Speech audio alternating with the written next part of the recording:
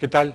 Buenas noches. Bienvenidos a una nueva edición de Plural en Canal 4 desde este año.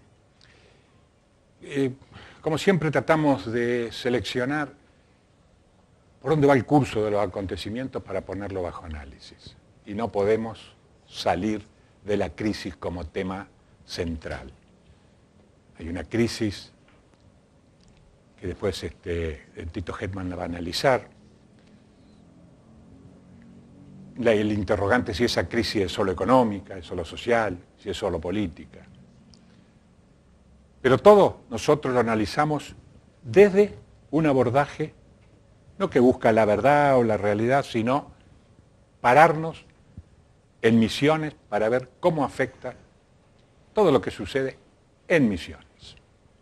Y como siempre, apelamos a Santiago Morales, Salvador Jiménez, ¿qué tal? ¿Cómo te va? Hola, buenas noches. Para el editorial, a ver, ¿qué disparador nos traes hoy desde ese abordaje que es la ficción, la literatura, el cine, el teatro? Bueno, estamos transitando una tormenta, dicen ¿qué? ¿Tormenta pasajera o crisis? Ese es el dilema. Los leprechaun son una especie de duende tipo bomberitos, zapateros de oficio, pero también custodios de muchos tesoros y cofres llenos de oros. Dicen que cuando termina la tormenta, cuando amaina, hay que ir al final del arco iris, donde hay una olla llena de monedas de oro que ellos custodian. Y esto me remite a una película, El Mago de Oz, de 1939, ya va a cumplir casi 80 años, un fragmento de la escena de la tormenta, donde Dorothy Gale, protagonizado por Judy Garland, mira cómo el torbellino se va llevando todo. Señor director.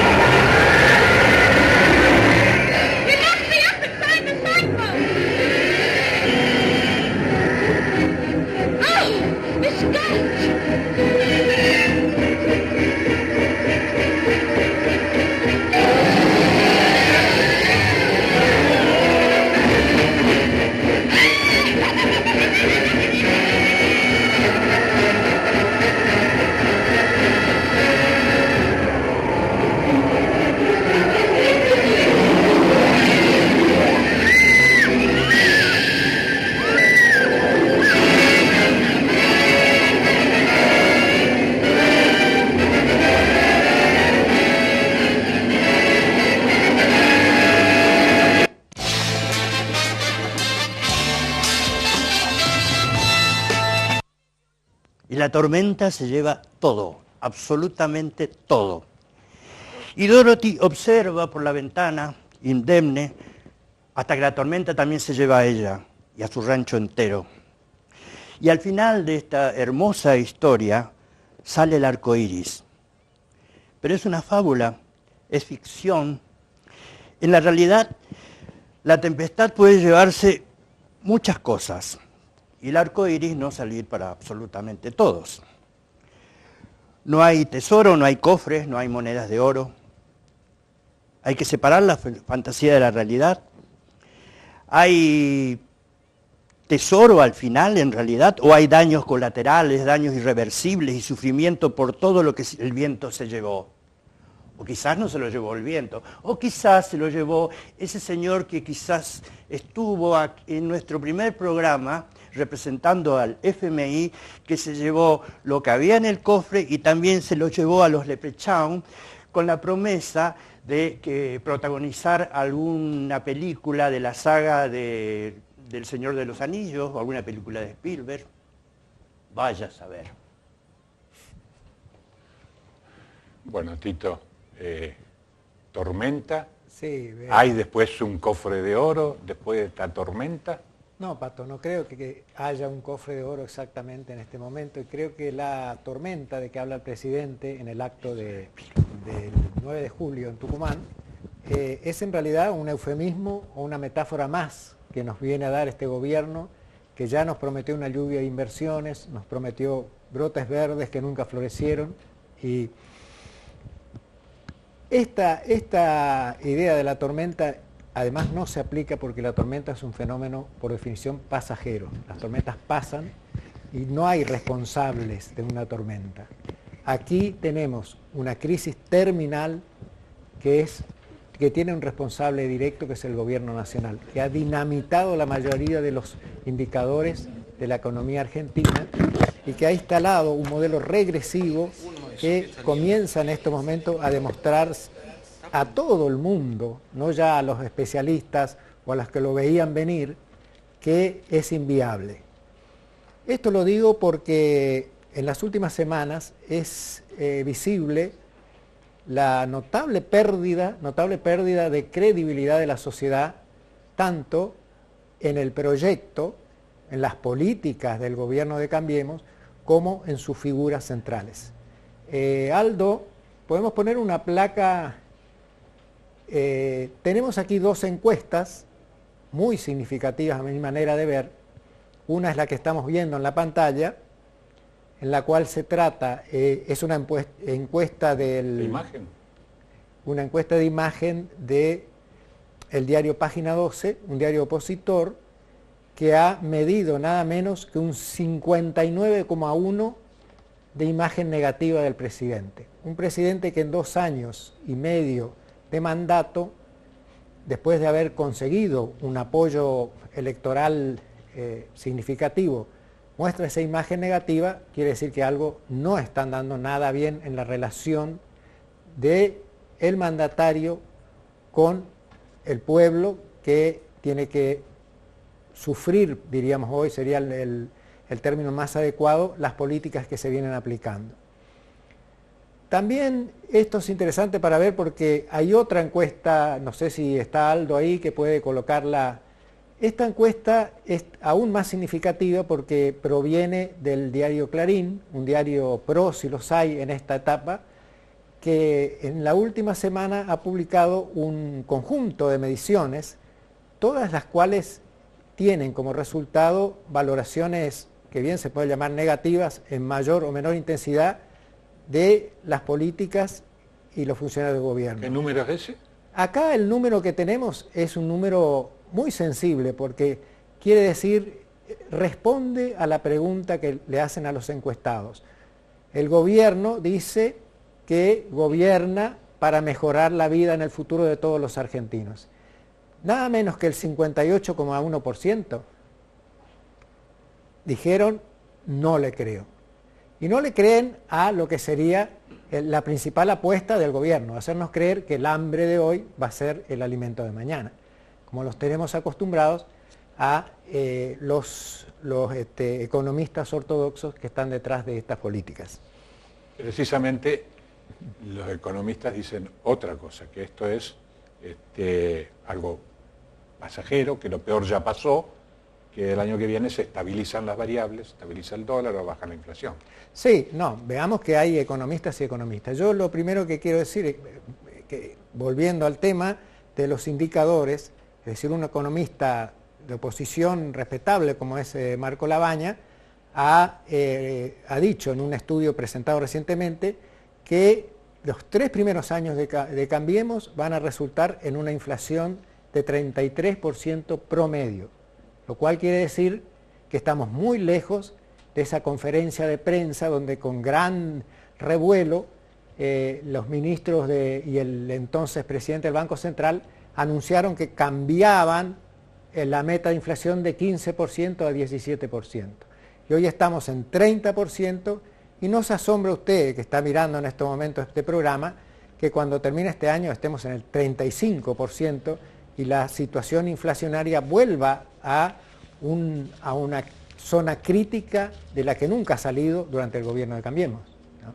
¿Y cómo se manifiesta la crisis? Bueno, esta crisis tiene varios indicadores, como digo, los indicadores de la crisis económica. Estamos hablando de un panorama absolutamente recesivo de la economía, con destrucción del mercado interno, y que, salvo aquellos grandes jugadores como los exportadores de oleaginosas que se benefician por el dólar barato, el resto de los sectores económicos está sufriendo una creciente pérdida que en gran parte es autoinfligida, pues es infligida por el gobierno, que tiene como objetivo eliminar lo que considera los sectores ineficientes y que son generalmente los que alimentan al mercado interno y a la situación de toda la gente que vive como nosotros, como los trabajadores, los estudiantes. Pero eliminar los sectores ineficientes, bueno, puede defender que no se eliminen los sectores ineficientes. No, lo que yo puedo sí defender es que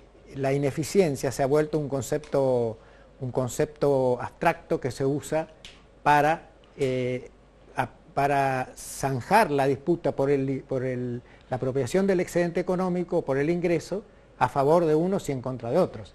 Eso lo hacen, ¿quiénes lo hacen? Para eso tenemos en los programas de los medios hegemónicos, en las redacciones de los diarios, etcétera, tenemos una playa de economistas que nos quieren instalar como la teoría, como la verdad revelada a las teorías monetaristas de Milton Friedman o a los dogmas del neoliberalismo que ha demostrado en los últimos 20 años de que lo que produce... los programas nacionales hablan y hacen relación dólar, déficit fiscal, corrida cambiaria. Yo quiero acá, desde Misiones, ¿qué número tenés para mostrarme cómo afecta a Misiones la crisis? Si no, parece un verso. Bueno, vamos a poner, por ejemplo, un caso que fue lo que ha dicho el ministro Agulla en nuestro programa anterior.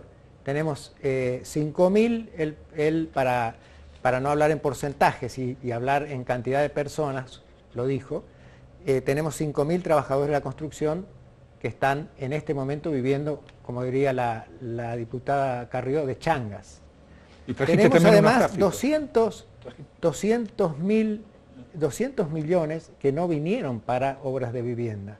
Eso normalmente nos está diciendo que el gobierno nacional cortó uno de los pivotes de la obra pública misionera de este gobierno, que es la obra pública para generar viviendas para los ciudadanos misioneros.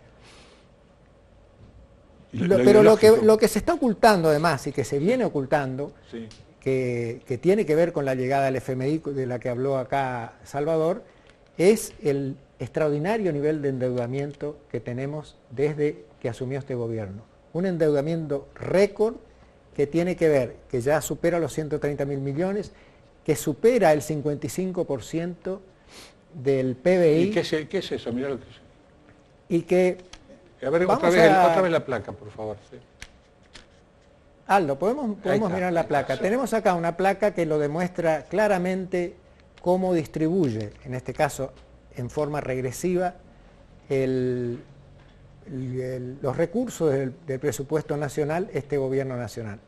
Tenemos un total de 323.710 millones que se reparten en todas las principales finalidades que hacen al bienestar de la gente, a la asistencia, al bienestar de la sociedad. Tenemos educación y cultura, 90.000 millones, salud 50.250 millones, tenemos trabajo 3.420 millones, ecología y medio ambiente 2.830, ciencia y tecnología 16.300 millones. Todos estos números están recortados, a todos se les sacó un poco de lo que venía haciendo. ¿Para qué? Para alimentar este otro. Es decir, lo que vos estás diciendo en esa placa es que el gobierno le saca a la salud, le saca a la educación, le saca el trabajo para pagar intereses de la deuda. Para intereses de la deuda, es decir, para pagar, para entregar al sistema financiero internacional para el cual trabajan nuestros ministros actuales de Economía y nuestro presidente del Banco Central, los recursos de los argentinos. Esta redistribución regresiva, además, hace que la deuda externa, en cuanto al pago de intereses, sea una bomba de tiempo. Vos decís que bomba de tiempo, hablas de crisis política también. Una bomba de tiempo que fogonea y que presiona desde el lado de lo financiero, desde el lado sobre todo de lo financiero, la enorme pérdida de viabilidad política de este gobierno. Es crisis política porque es la crisis de la construcción política que es Cambiemos, que ha intentado implantar un modelo económico regresivo. Para cerrar el bloque, entonces quedó bien claro en esa placa que nos trajiste cómo se redistribuye el ingreso. Pero yo creo que, de acuerdo a los clásicos, hay tres crisis: económica, social, política. Si hay crisis económica y social, pero no política, se puede sostener. Entonces yo creo que esto está sostenido porque todavía no hay crisis política, pero lo dejamos para debatirlo más adelante. Y ya volvemos en el próximo bloque.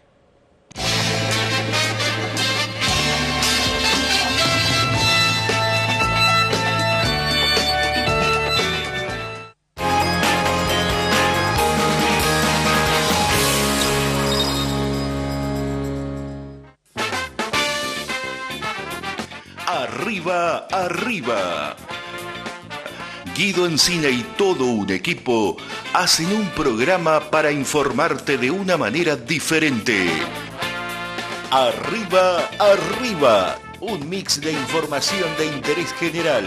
Te contamos cómo va a estar la jornada, todos los diarios, noticias, entrevistas y te adelantamos la agenda diaria. Arriba, arriba, en simultáneo por la 104.9, Radio Circus.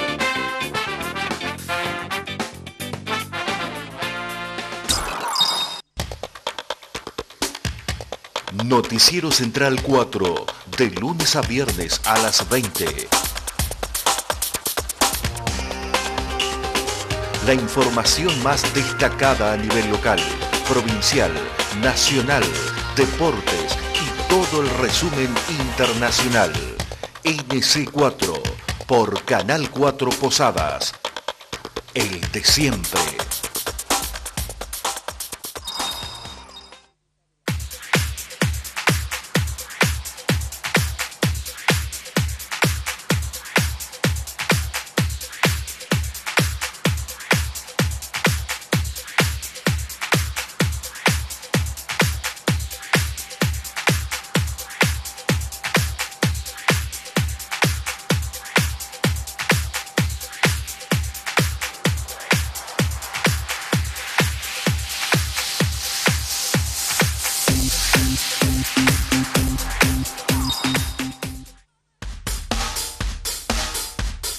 Amigos televidentes, ¿qué tal? ¿Cómo les va? Buen mediodía para todos. Actualidad diaria. Un compacto de noticias locales, provinciales y nacionales. Con la conducción del licenciado Ariel Sayas. Actualidad diaria. Pluralismo en información por Canal 4 Posadas.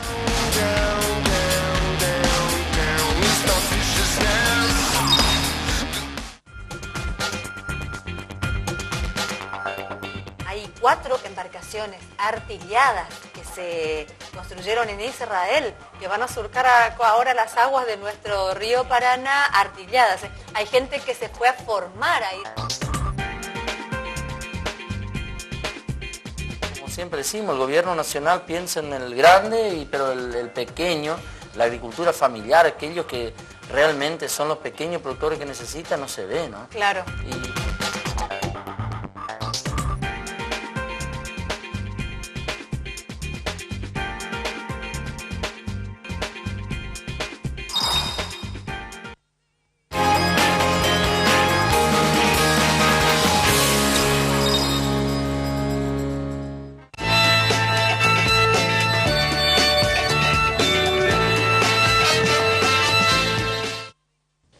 Segundo bloque de Plural. Este bloque lo reservamos con el subtítulo Mientras tanto.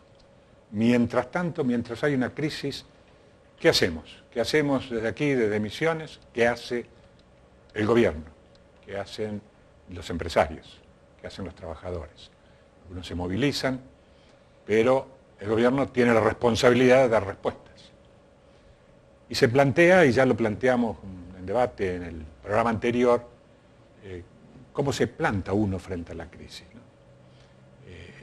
Evidentemente, en esta trilogía de crisis económica, crisis social y crisis política, para sostener el sistema, los gobernadores, es cierto, están dando un apoyo de gobernabilidad. Pero bajo el eslogan, gobernabilidad con gobernabilidad se paga.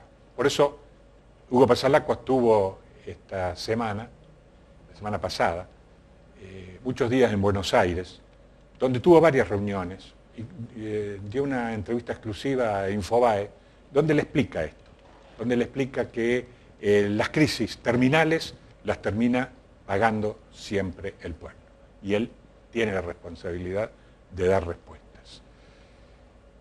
También estuvo reunido en el Observatorio PYME.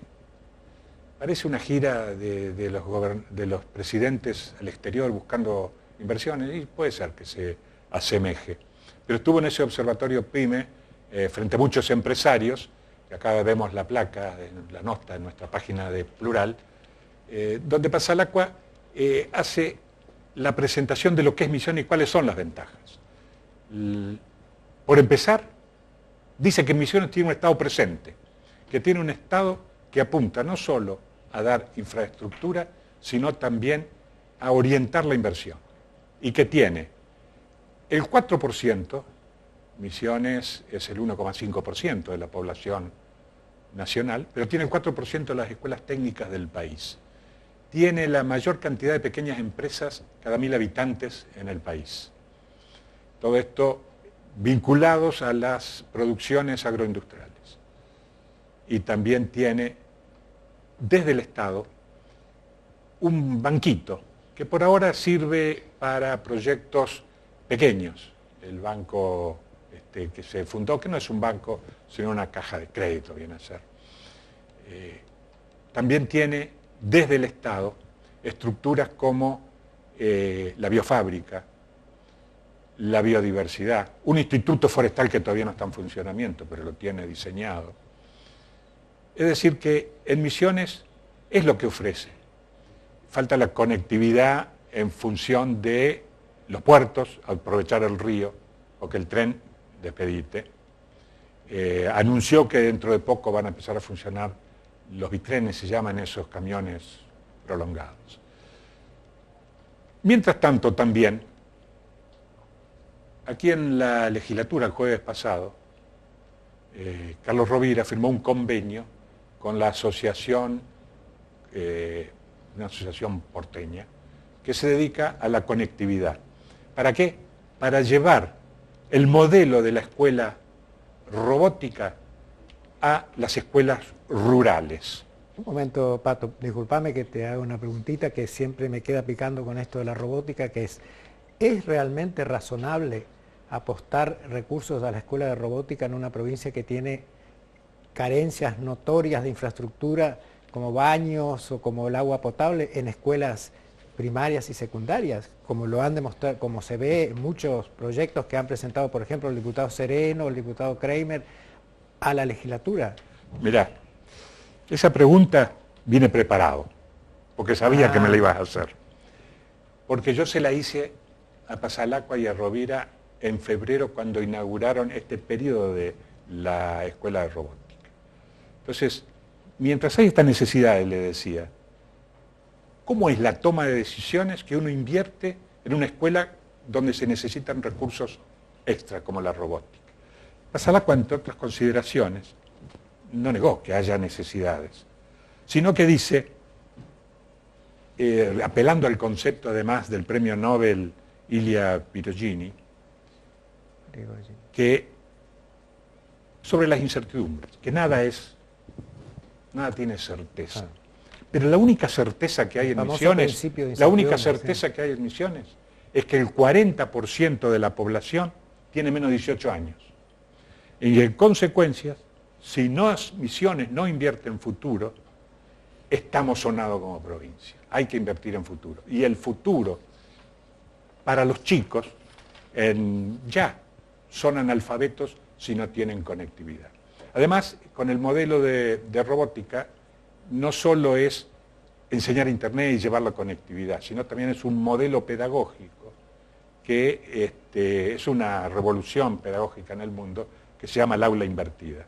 Porque a través del manejo que tienen los chicos de la Internet y de todos estos mecanismos y estas TICs, la dinámica en el aula queda totalmente invertida.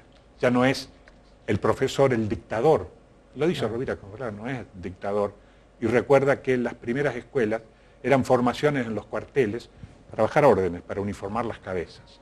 Y ese modelo siguió críticamente durante muchos años, más de 200 años, que con estas TICs empieza a revertirse la centralidad del docente en el aula y que el ida y vuelta, en forma dialéctica, va a modificar profundamente la pedagogía y pone, vos que viviste en Suecia refugiado, podrás tener más acercamiento a Noruega, pone como ejemplo a Noruega. Bueno, esto también tiene que ver con la cuestión de la enseñanza memorística principalmente, que ha sido siempre, ¿no? Pero vamos, para dejar de hablar nosotros, vamos a ver qué decían en ese acto que se realizó en el Salón de los Dos Constituyentes, y ahí vamos a tener palabras de una de los nexos con la Asociación Conciencia, que es la diputada Olga Morales, y también de Carlos Rovira, lo que decía. En base a lo que escuchamos, nos reunimos, trabajamos, poca mesa, más territorio, y poder llevar a cabo este programa. Aclaro, 4.0 no por la web, sino por la cuarta revolución tecnológica, porque eso es lo que queremos hacer en las CEFAS. Queremos una agricultura inteligente, queremos que la robótica atraviese los procesos que ustedes ya trabajan diariamente, pero sumada a la tecnología, la robótica, la conectividad.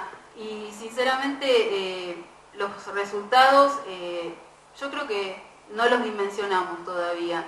Les cuento de un piloto que estamos haciendo en una comunidad en Biá, pego artificial, con placas Arduino, con todo un sistema de programación, y esto va a suceder gracias a esta sinergia que estamos haciendo entre todos los organismos del Estado. Enganchado, pero en vez de hacer el resumen, vamos a escucharlo directamente en lo que decía Rovira. Y todo esto habla de un único tema que es excluyente, y qué mejor que en tiempos de crisis como estos, crisis económica, para centrarnos en la única vía que nos va a conducir siempre, en todos los tiempos, a las soluciones, que es la educación. La educación, y a través de ella, de ese hecho milagroso que solamente los seres humanos podemos aprovecharlo, que es aprender, está la base de todo.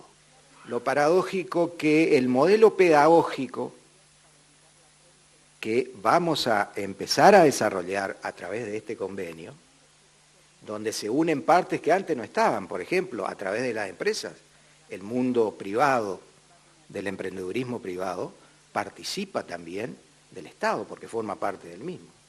Así que agradezco también a quienes han aportado los medios materiales para que a través de esta fundación lleguen a este objetivo.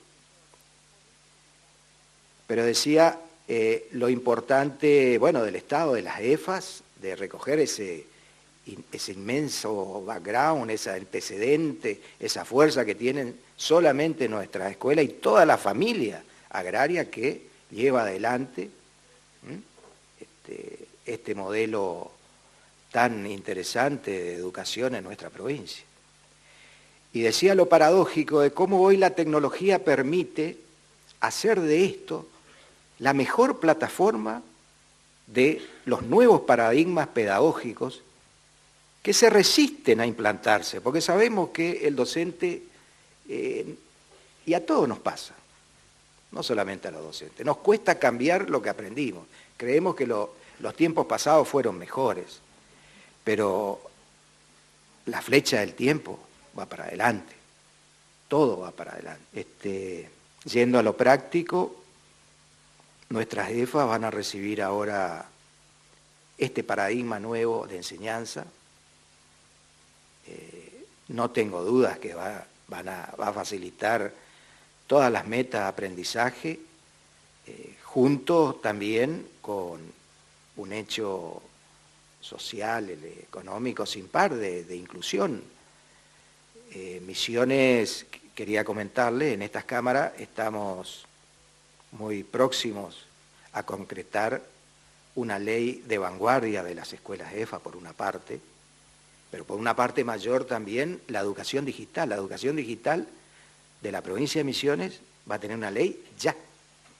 Y esto es formal y es prioritario en Misiones, de que este modelito educativo vaya a todo el mundo, como lo está yendo en la escuela, en el sector estatal de nuestra educación, también en el sector privado. Y dentro del sector privado, hoy el capítulo de las EFA es uno de los centrales. Bueno, esto es una política de Estado en Misiones, que empieza, Pasalacqua cuando defendió la inversión en estos temas, contó una anécdota, que cuando fue ministro de Educación en 2003, Rovira, como gobernador, le dijo: vamos a invertir en dar computadoras a las escuelas. Pasalacqua consideró que era un gasto innecesario y que no iba a tener la rentabilidad, digamos, en el gasto. Sin embargo, repartieron 25.000 computadoras y después quedaron cortos, ¿no? Pero es política de Estado, y tan es política de Estado que en el debate que se dio ese mismo día en el Senado de la Nación, el exgobernador Clos, en el debate por la ley de telefónicas, hacía referencia, él vive en Aristóbulo del Valle y dice que no puede ver Netflix porque el redondelito le pasa así, porque no le llega nunca la señal. ¿Qué decía Clos? Esta es una ley propia de estos tiempos, una ley que aborda una problemática que es muy actual y que, más allá de los distintos criterios que se pueda tener para ver el rol del Estado, no hay duda alguna que el Estado debe aparecer siempre como el gran ordenador del desarrollo de estas nuevas tecnologías, de las inversiones y de todo lo que se lleva adelante en esta materia. Esto es tan trascendental, el hecho de que uno pueda hoy tener el acceso a todo el mundo de las redes, a la conectividad, a este mundo digital, como en su momento fue la energía eléctrica, como en su momento es y sigue siendo el asfalto a pueblo que está llegando. Estas son cosas que cambian la vida, el presente, el futuro de las sociedades, de las personas. Y hay que tener presente de que esto, como ha sido un cambio increíble la energía eléctrica en algún momento, todavía falta llegar con energía eléctrica y con asfalto a muchos lugares del país. Pero hay que lanzar esto, hay que lanzar porque es el desafío de este tiempo, que haya mayor conectividad en el país. Si no, no hay igualdad de oportunidades. Ahí también hay una respuesta a este interrogante: ¿por qué invertir, no? Todavía no llegó la luz a todos lados, todavía no llegó el asfalto a todos lados, que fueron inventos, descubrimientos que cambiaron la historia de la humanidad. Es decir, que gastar en robótica, gastar en conectividad en las escuelas es una inversión a futuro desde un pensamiento estratégico. Pero antes de terminar el bloque, si me permite la producción, quiero hacer una reflexión cortita sobre la aparición de Rovira. Rovira habla poco. Rovira, como habla poco, ha convertido el silencio, paradójicamente, un mensaje. La forma de comunicarse es a través del silencio. Y entonces, cuando habla, no solo dice, anuncia, sino que también enuncia. ¿Qué está diciendo Rovira cuando marca que no todo, creemos que el pasado siempre fue mejor? Rovira no reniega del pasado. Rovira hizo de la recuperación del sentido del misionerismo a través de las luchas de la emancipación de Andresito, de la lucha de los pueblos libres con Artigas, la reivindicación de una identidad misionera. Es decir, que él no reniega del pasado. Pero lo que está diciendo, no nos quedemos en el pasado. La flecha del futuro siempre va para arriba y para adelante. Yo creo que eso hay un mensaje político de que la renovación, así como en la bicicleta uno mantiene el equilibrio andando, la renovación, si quiere mantenerse en equilibrio, tiene que seguir andando. Y bueno, acá nos piden un corte hasta el tercer bloque.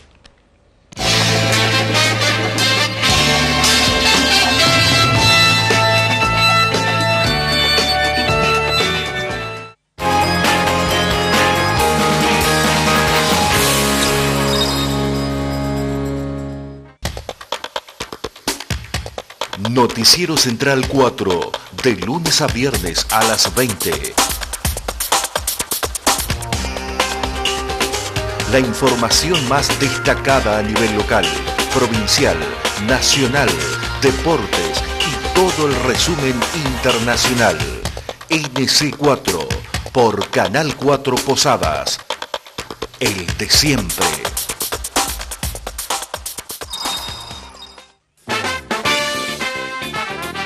Arriba, arriba. Guido Encina y todo un equipo hacen un programa para informarte de una manera diferente. Arriba, arriba. Un mix de información de interés general. Te contamos cómo va a estar la jornada, todos los diarios, noticias, entrevistas y te adelantamos la agenda diaria. Arriba, arriba, en simultáneo por la 104.9, Radio Circus.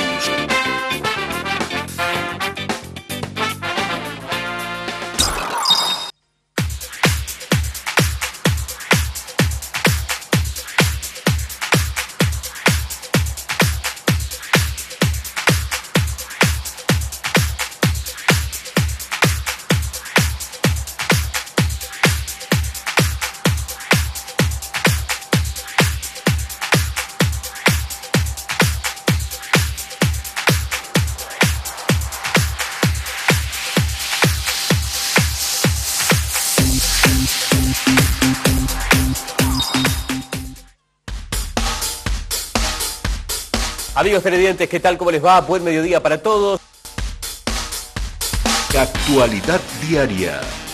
Un compacto de noticias locales, provinciales y nacionales. Con la conducción del licenciado Ariel Sayas. Actualidad diaria. Pluralismo en información por Canal 4 Posadas.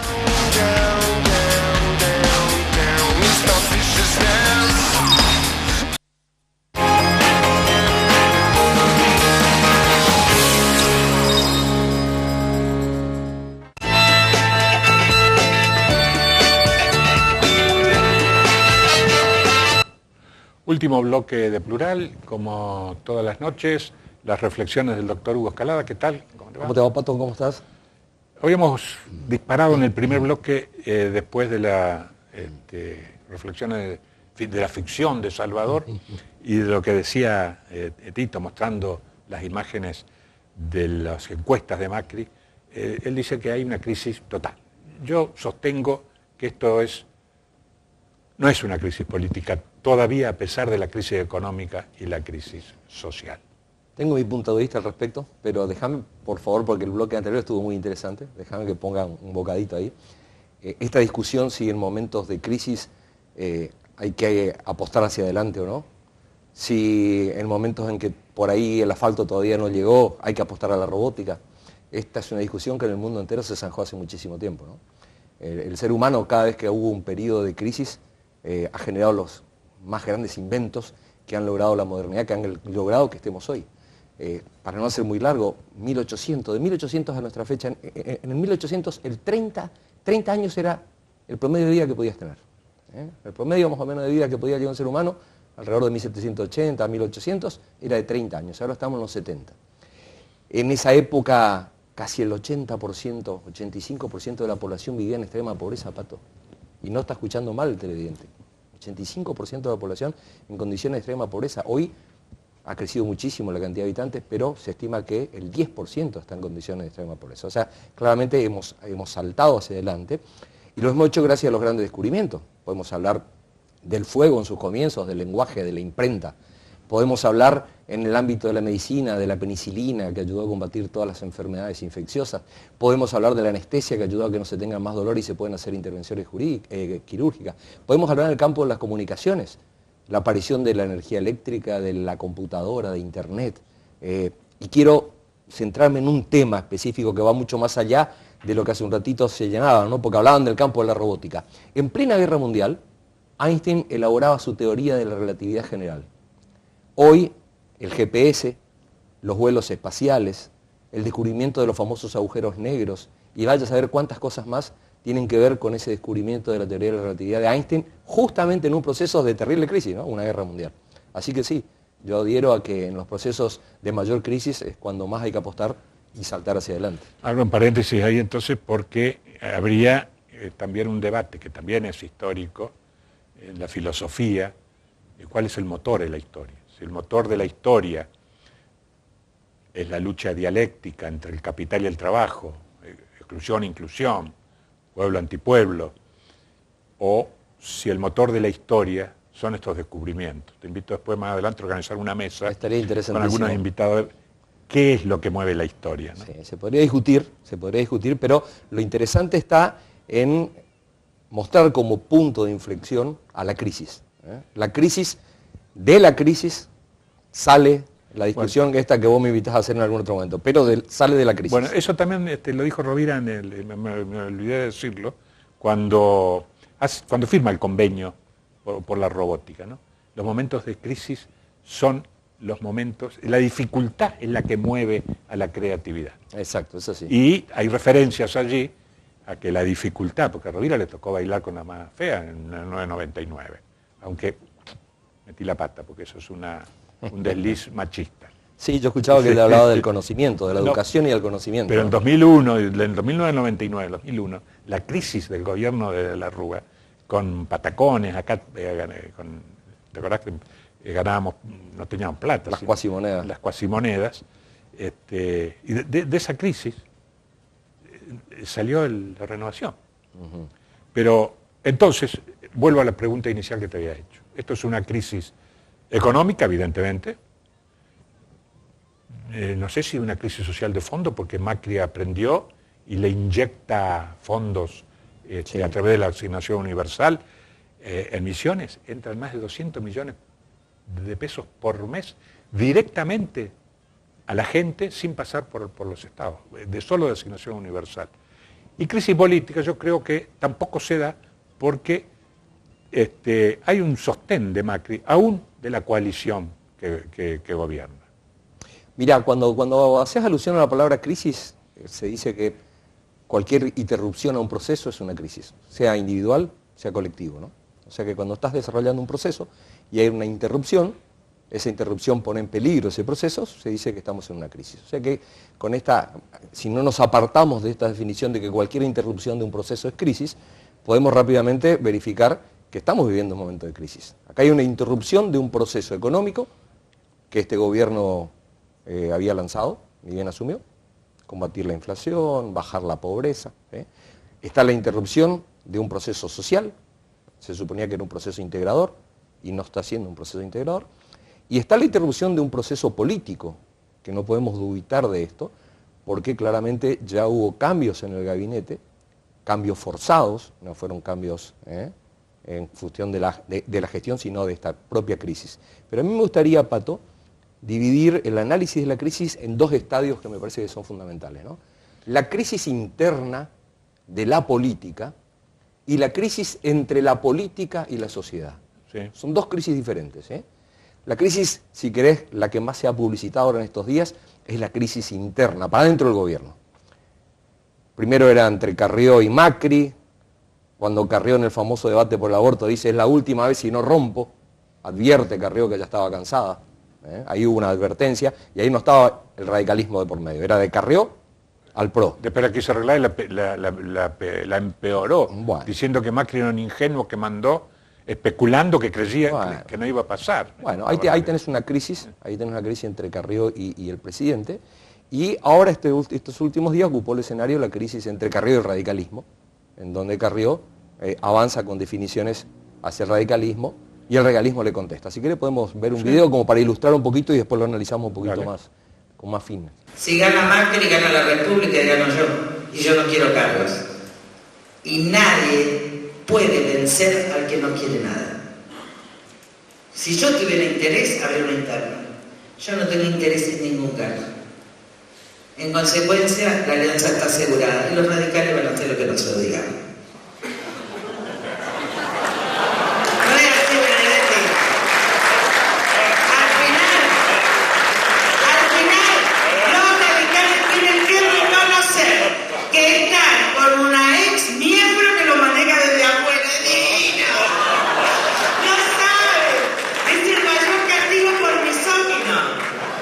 Nos mandaban a las convenciones a servir empanadas y ahora lo manejo yo desde afuera. Bueno, ahí podemos, de las palabras de Carrió, podemos desprender varias cuestiones, ¿no? Primero, Carrió se siente segura, se siente parte del esquema que toma las decisiones en el gobierno. Y excluye al radicalismo de ese esquema.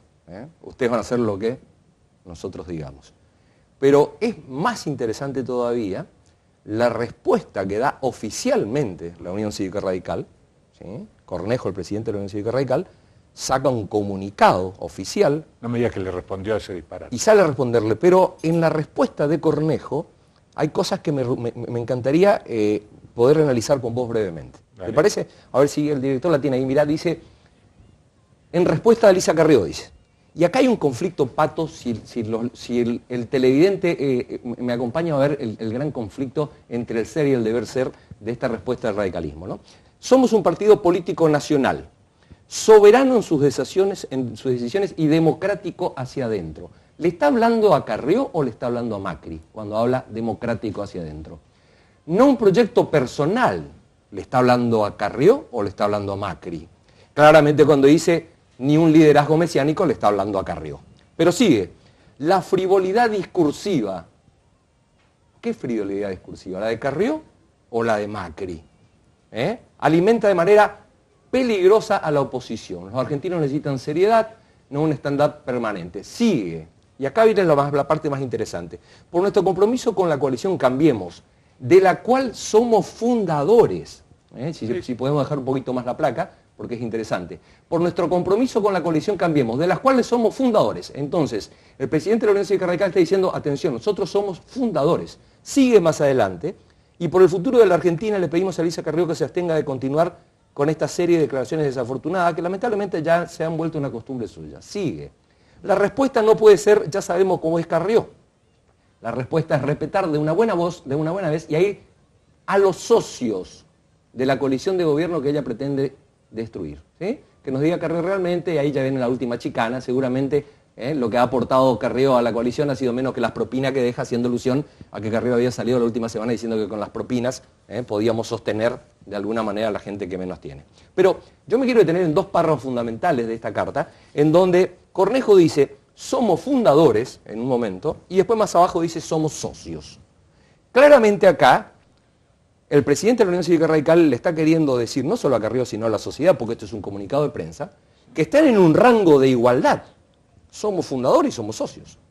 Ahora, fíjate vos, después de esto, aparecen dirigentes de la Unión Cívica Radical indiscutidos que parecen poner en fuerte cuestionamiento lo que dice el presidente del partido. Tengo las placas, tengo lo que dicen Suárez Lastra y también Federico Storani. ¿Lo tenés? Lo tengo, sí. Bueno, a ver, fíjate, ¿no? Habíamos dicho que Cornejo en la contestación a Carrió dice, somos fundadores y somos socios. Sin embargo, hoy lo tenés a Federico Storani, que dice, no hay un gobierno de coalición. No hay un gobierno de coalición, significa el radicalismo no está gobernando junto con Macri. Hay un presidente, ¿sí? Y después lo tenés a Facundo Suárez Lastra, diputado nacional de la Unión Cívica Radical, que repite, no hay un gobierno de coalición, lo mismo que dijo Storani. Gobierna el presidente y el radicalismo acompaña. Acá hay una diferencia profunda entre lo que dice el presidente del partido, donde se arroga ser fundadores de la alianza de gobierno, ¿sí? Y ser socios, y dos referentes ineludibles de este radicalismo que acompaña al gobierno, diciendo no, acá no hay fundadores, no hay socios, acá hay un presidente y un radicalismo que acompaña. O sea, yo casi diría eso es un suicidio. Bueno, yo casi diría que, ya podemos volver de las placas si querés, yo casi diría que es mucho peor lo que dice Suárez Lastra y lo que dice Storani que lo que dijo Carrió. Carrió le da entidad al radicalismo, pero dicen van a obedecer órdenes nuestras. O sea, los pone en un rango inferior, en una especie de pirámide de jerarquía. Dice Macri, Carrió y el radicalismo obedecen nuestras órdenes, pero lo pone dentro del esquema. Sin embargo, los propios dirigentes de la Unión Cívica Radical salen diciendo, no, nosotros acompañamos nada más. Nosotros acompañamos nada más. Algo que se da de bruces, Pato, con lo que están haciendo en la realidad. Si hay alguien que está defendiendo el modelo económico que se está aplicando, es el radicalismo. Y lo está defendiendo con mucho más énfasis que el propio PRO. Esto se nota no solamente en la legislatura local acá en la provincia de Misiones, sino que se nota también en Buenos Aires. Entonces, desde el deber ser, el radicalismo, ¿sí?, siente que forma parte. Hay algo que no me cierra. La Unión Cívica Radical, que radicaliza las posiciones positivistas de la Unión Cívica que había creado Mitre, desde su fundación tuvo siempre un compromiso con un Estado presente, con el fortalecimiento de la salud pública, la educación pública. Se cumplen 100 años de la reforma universitaria. No fueron los radicales, pero era el espíritu de época. Eso contrapone muy grandemente al camino que ha elegido Macri para salir de la crisis. Bueno, esto no está en debate. La sociedad sabe claramente, por lo menos quienes siguen a la política, que el radicalismo ha renunciado a definir posiciones de gobierno. El radicalismo ha renunciado a incluir estas conquistas políticas del radicalismo históricas dentro de la gestión de Macri. Ahora, Cornejo dice, no, somos fundadores y somos socios, el presidente del partido. Y un diputado nacional como Suárez Lastra le dice, no, nosotros solo acompañamos. ¿Y acompaña por qué? ¿Por los cargos públicos? Bueno, más allá de la disquisición de por qué acompaña, habíamos hablado del fenómeno de la crisis, ¿sí? Entonces, aquí tenemos primero una crisis interna en la coalición gobernante. ¿Quién es socio, quién no es socio? Si Macri es el que gobierna y el otro acompañan, Carrió no acompaña, también gobierna con Macri y le da órdenes a los radicales. Digo, acá hay una gran crisis en donde cada uno de los tres socios de Cambiemos, el PRO, la coalición cívica y el radicalismo, creen estar en un lugar diferente al lugar donde están realmente, ¿no? Entonces ahí tenés una crisis del partido gobernante. Pero después hay otra crisis que es más importante. Pato. Te interrumpo. La crisis del partido gobernante no afecta el sostén político de fondo del macrismo que se da, para resumirlo, en los ojeros y en los bancos. Está bien. Pero es decir, ¿qué es el verdadero sostén de Macri? No es la militancia aquí en Apóstoles de Walter Molina, en El Dorado de entiendo, vos estás haciendo alusión al poder real. Al poder real. Vos estás haciendo alusión. Estos son buscavotos, son punteros convertidos en diputados. Bueno, vos estás haciendo alusión al poder real. Vos estás diciendo, no importa las diferencias que haya dentro de la coalición gobernante, el poder económico sigue estando con Macri. Exacto. ¿Sí? Pero acá viene la segunda alusión que quiero hacer yo a la crisis, que es la que sí va a afectar. Puede ser que estas crisis internas del gobierno no afecten porque el poder sigue firme atrás de Macri. Pero viene la segunda crisis, que es la crisis de la política con la gente.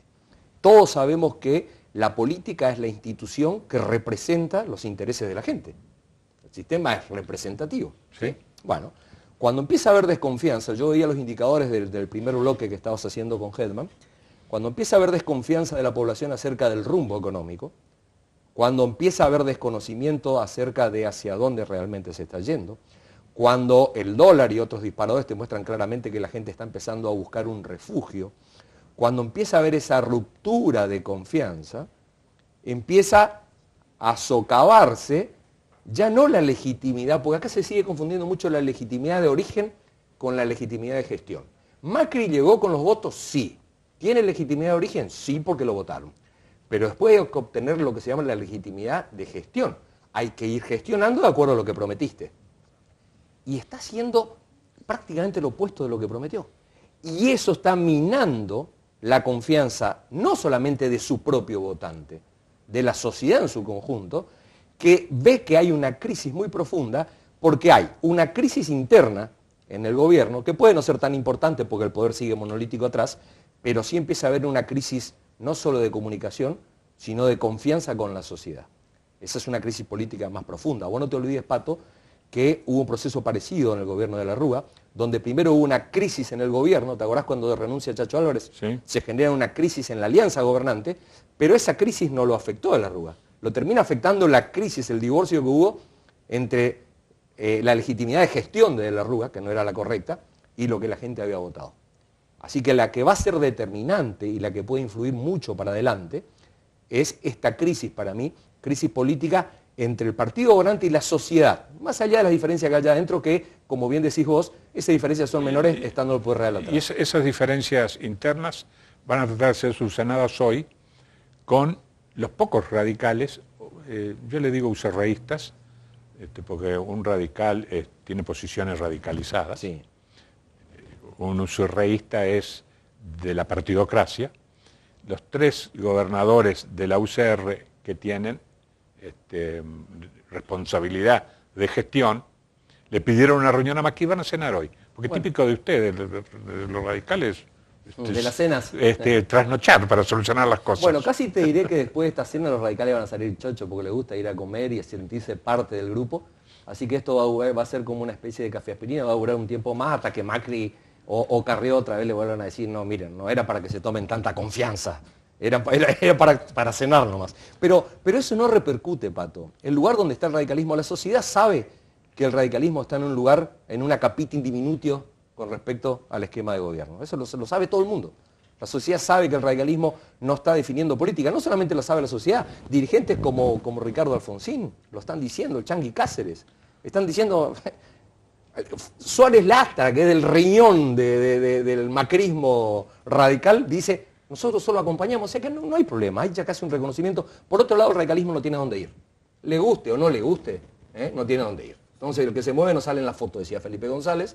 El radicalismo no se puede mover porque no sale en la foto. Así que no tiene a dónde ir, al igual que Carrió. Y le van a dar lugares en la lista de diputados y van a ser felices. Bueno, pero repito, lo que hay que observar detenidamente no es esa crisis interna entre Carrió, los radicales, Carrió, Macri. Lo que hay que observar detenidamente es cómo evoluciona esta otra crisis de legitimidad, que es una crisis que se da entre el esquema gobernante, el partido gobernante, no importa si es Macri, los radicales, Carrió, todos juntos, separados, y la sociedad, que como definíamos al principio, un proceso de crisis es cuando vos estás llevando adelante un proceso y empiezan a haber interrupciones. Y fíjate vos, esas interrupciones son interrupciones muy rápidas, que se dieron en poco tiempo, en estos 3-4 meses el gobierno se cayó en picada, intervenciones donde esos factores que aparecieron son factores sobre los cuales la población no tiene información. Porque la población no sabe, vos le hablas del EVAC, le hablas del dólar, no sabe si va a haber default, si no va a haber default, si se va a cumplir con el Fondo Monetario. Entonces, todo esto genera una gran falta de certeza en la población y, obviamente, eso sumado a que el presidente está yendo por un lado diferente a donde prometió, genera esta crisis. Así que yo diría, atención a esta otra crisis que es más importante, la crisis entre la gente y la política. Ya no estoy hablando solo del partido seguiremos gobernante. Eso porque nos están haciendo, se nos acabó el tiempo. Sí. Nos queda entonces seguir la crisis que vos decís entre el gobierno y la gente. Entre el gobierno y la gente. Muy bien, hasta la próxima.